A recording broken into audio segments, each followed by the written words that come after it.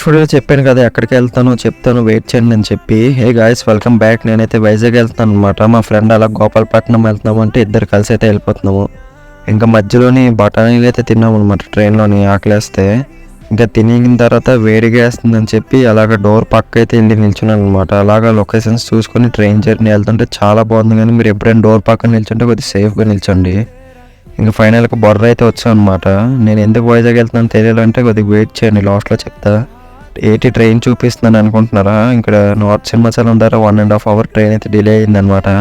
విశాఖపట్నం అయినసరికి 11:20 అయింది. ఇంకా లేట్ అయిపోయిందని చెప్పి ర్యాపిడో అయితే బుక్ చేసుకుని ఇంటికైతే వెళ్ళిపోయాను అనమాట. మార్నింగ్ నీట్గా లెగిసి రెడీ అయిపోయిన తర్వాత నేను మొత్తం ఇంకా మా నాన్నమ్మ అయితే భీమిలి అయితే వెళ్తున్నాం అనమాట. నేను భీమిలి అసలు ఎందుకు వెళ్తున్నానో, ఏది చేయడానికి వెళ్తున్నానో తెలియాలంటే ఈ షార్ట్కి ఒక లైక్, షేర్ అండ్ సబ్స్క్రైబ్ చేసుకోండి. నెక్స్ట్ పార్ట్ వరకు వెయిట్ చేయండి. నెక్స్ట్ పార్ట్ అస్సలు మిస్ కాకండి.